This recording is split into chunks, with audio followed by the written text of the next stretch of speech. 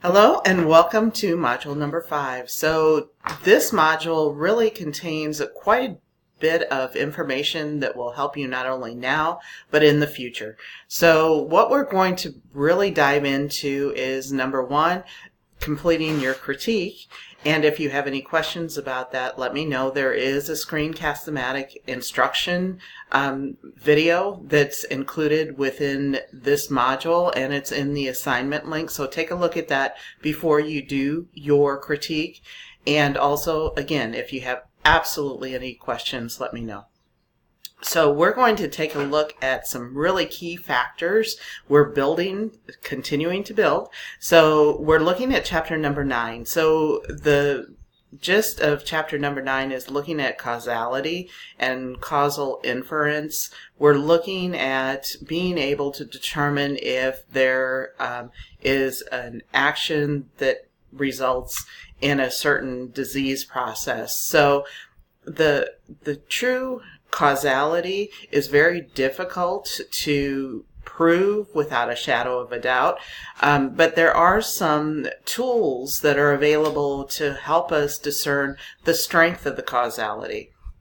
And some of those are statistical tools, and some of those are kind of guidelines, are criteria to meet that shows the strength of that causality link. And that is really important to understand as you're moving forward, because that will help you as you're discerning evidence-based practice to really implement in your area of work. So with causality, we are looking at those connections, and sometimes there are connections, sometimes termed relationships, and those relationships don't necessarily attribute to causality. There may be some coordination, but it may not be the true cause, and many factors are very diverse and multifaceted etiology of disease. So there are a number of things that have to fall into place in order for the disease to occur.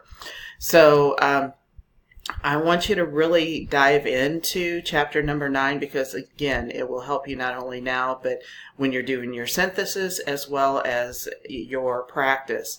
So we're going to look at the factors, the pieces of the puzzle, the agent being the causative factor. We're going to look at the host factors, environmental factors. So there are a number of different things that do play into the experience of disease.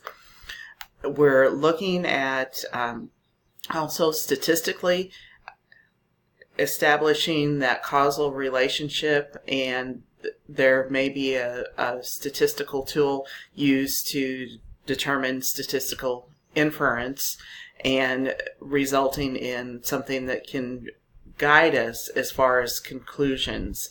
And again, when taking a step back, it's really important to look at not only specific studies, but the body of knowledge as well. So if there are a number of different studies that have the same direction, have the same results, so to speak, that is a much stronger case for causality than an isolated study. And as you know, many times the determination or what is presented out in possibly social media or different avenues includes maybe one isolated study, and it gets blown out of proportion, and that ties back to much of some of the fallacies that are out there with immunizations as well.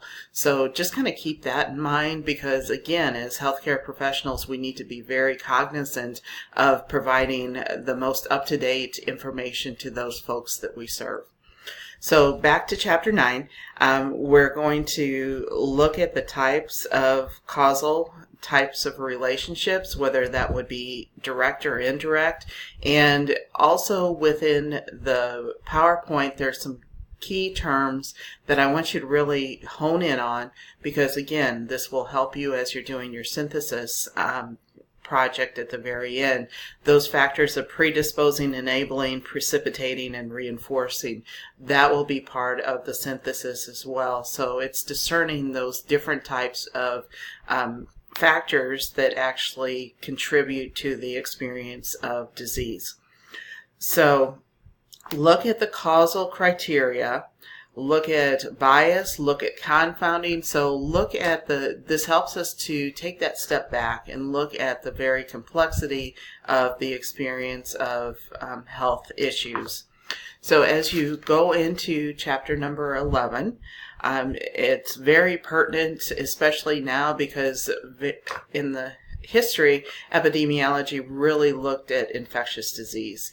And epidemiology, because of the advances in healthcare and some of the changes that are going on with what we're seeing in healthcare, epidemiology has really expanded and looked at chronic disease as well. So this is a very pertinent chapter, again, as we're putting everything together and looking at those factors that really contribute to the experience of health, or lack of health, or lesser than optimal health. So we're looking at environmental issues, we're looking at social determinants of health, we're looking at those multi-factor etiologies of disease. So if you have any questions about the content of the two chapters, let me know. But again, we're tying everything together, and this will provide you with some very strong tools as you move forward. So keep in mind that there's some great resources within module number 5, and as we're going through module number 5, talking about causality, there's some TED Talks in here that will be very helpful to you and a little humorous too. One of my favorites is right here, and you'll find both of these TED Talks are very helpful, and we're talking about health claims as well. Again, talking about we as professionals really need to provide the best information to folks, and sometimes we even get caught up in some of the materials that are out there as making them as truths or causality, when in actuality there's not enough data out there to actually prove the case, and knowing that additional research needs to be completed in order to truly determine causality and to really act in a prudent manner as far as changing health behaviors, those types of things. Again, wonderful resources, county health rankings and roadmaps. Great deal of information included here, and again, I would suggest that you keep some of these links because they will help you as you move forward, and you will use these links in future modules as well. So remember, module number 5, this goes through County Health Rankings and Roadmaps 101, kind of how to navigate, what some of the materials are included. And again, this is a very valuable tool. It's not the end-all be-all. I want to make that very clear up front, but it's a very valuable tool for a multitude of purposes, and this video will really help you to kind of conceptualize what is all entailed in the county health rankings and roadmaps.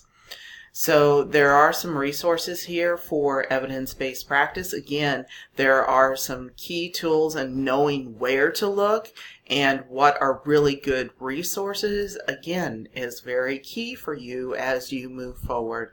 And this is a classic as far as diving into some of those social determinants of health, environmental, those types of things. This is just a visual as far as some of those factors that really do impact health. And this is the Dahlgren and Whitehead model, and this is kind of the beginning of some of the work as far as really focusing on those determinants of health. So again, this is very helpful information here for your critique, and the video on the rubric itself on completing your critique. So let's go ahead and take a look at our discussion board. Okay, for this discussion board, it's just a little bit different. Everyone answers the same question, but this is a really great discussion board, and this has been a student favorite in the past. What you're going to do is you're going to choose an article that describes a popular health claim, and I would suggest you search out a popular health claim that maybe you're interested in, or something that maybe friends or family are talking about, and really dive into the research behind that particular health claim. I just included an example here, and one of those is pickles promote mental health. And this, again, is something to really take a step back and look at the materials that are out there and what the consumer is seeing as far as health information and what they're perceiving as valid and reliable health information. So go ahead and have some fun with this. Pick a topic. We've had all kinds of topics in the history of this course, so I look forward to having these discussions and learning more about some of the very popular health claims. If you have any questions, be sure to let me know. Take care.